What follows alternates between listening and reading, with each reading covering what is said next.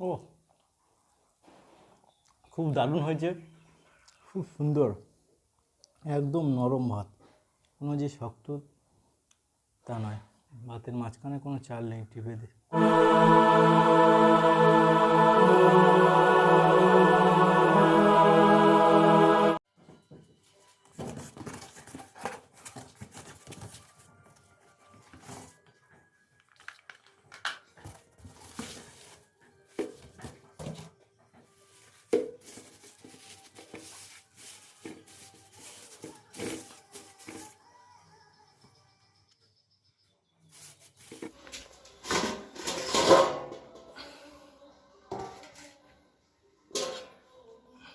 আজকে একটু নতুন অন্যরকম ভিডিও নিয়ে আসলাম। আজকে কোনো আনবক্সিং বা রিভিউ ভিডিও নয়, এটা একটু এক্সপেরিমেন্ট ভিডিও।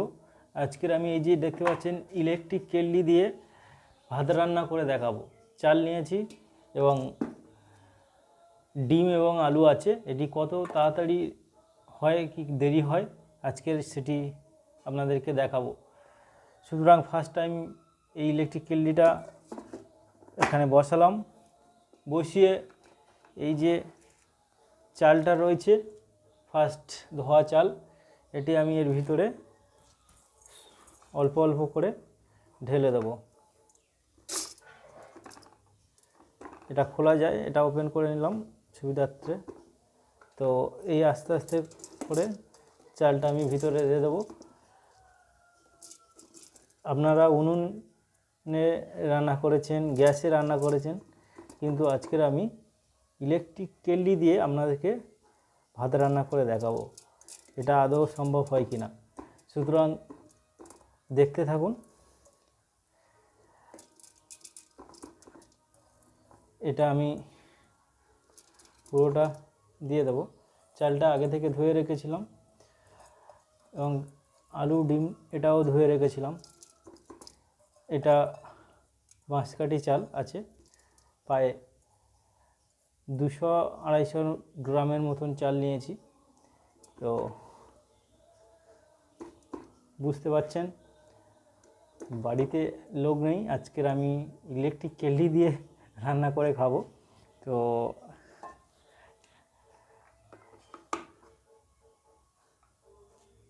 এই যে ডিমটা আমি দিয়ে দিলাম এবং আলুগুলো আস্তে আস্তে এর মধ্যে দিয়ে দিচ্ছি।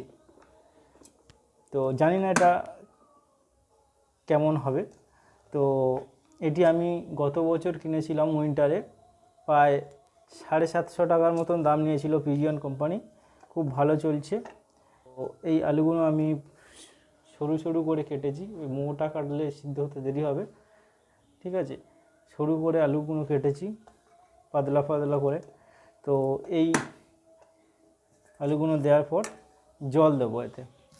তো পরিমাণ মতন, খুব অল্প দিলেও হবে না, পরিমাণ মতন এখানে জল দিতে হবে। তো জল দিয়ে দিয়েছি। চলুন এবার এটা ওপেন করে আপনাদেরকে দেখাই। জল আর কি দিতে হবে না, জলটা প্রায় এতটা পরিমাণে দিয়েছি, ঠিক আছে। তো আপনারা জল বেশি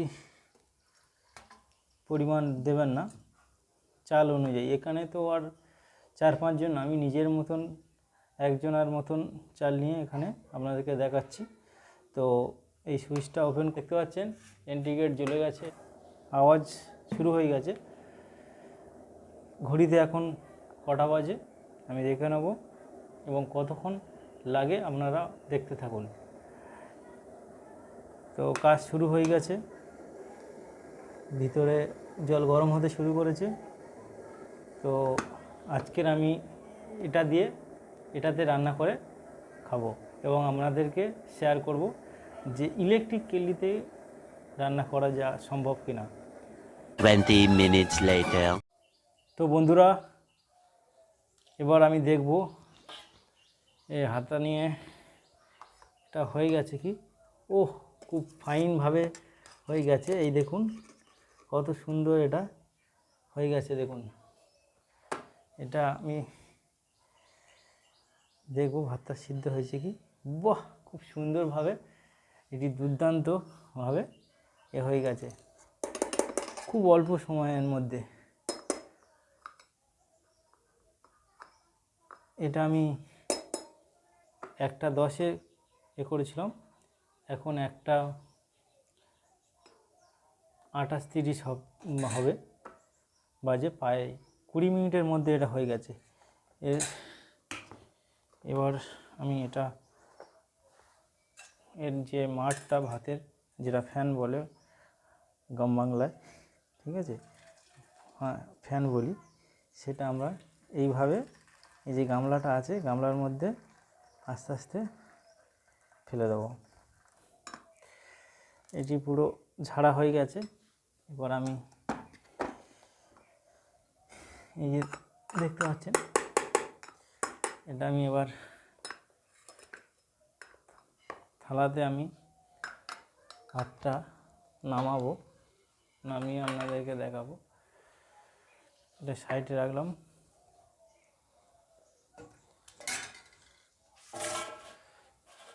এই যে থালাতে আমি ভাতটা নামাবো।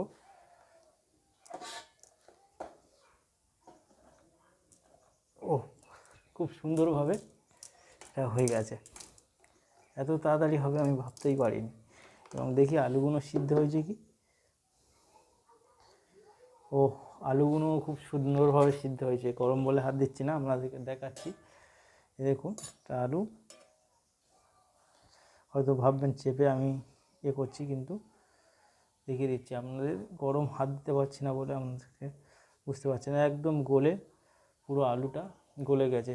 কোনো আলু যে শক্ত আছে তা নয়, একদম আলু গলে গেছে এবং ডিমটাও সিদ্ধ হয়ে গেছে।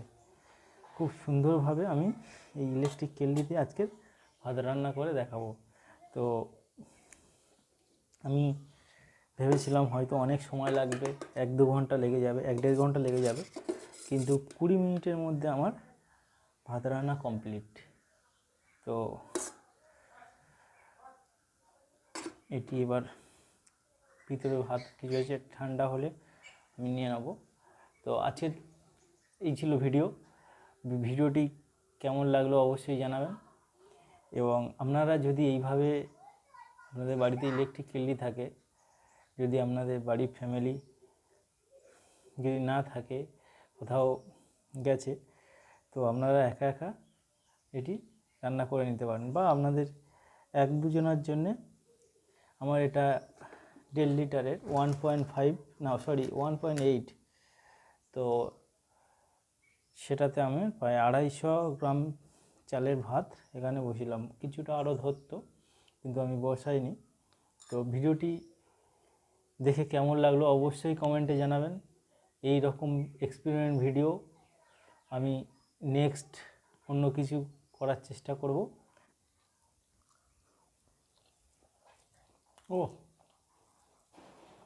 খুব দারুণ হয়েছে, খুব সুন্দর, একদম নরম ভাত, কোনো যে শক্ত তা নয়। ভাতের মাঝখানে কোনো চাল নেই, টিপে দেখছি। তো আমি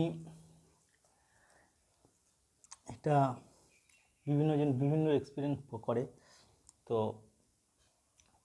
কেউ রোদে ফেকভাবে ডিম ভাজে, কেউ মাছ ভাজে, কিন্তু এটা আমি অরিজিনালি খাওয়ার যোগ্য খেতে পাচ্ছি।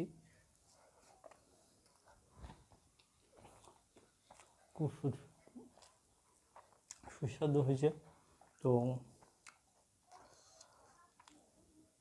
আলু, ডিম এবং ভাজা লঙ্কা দিয়ে এটা মাখিয়েছি। এই যে কাচ্চি ফাইন মাস্টার অয়েল এটিও দিয়েছি। তো খুব সুন্দর।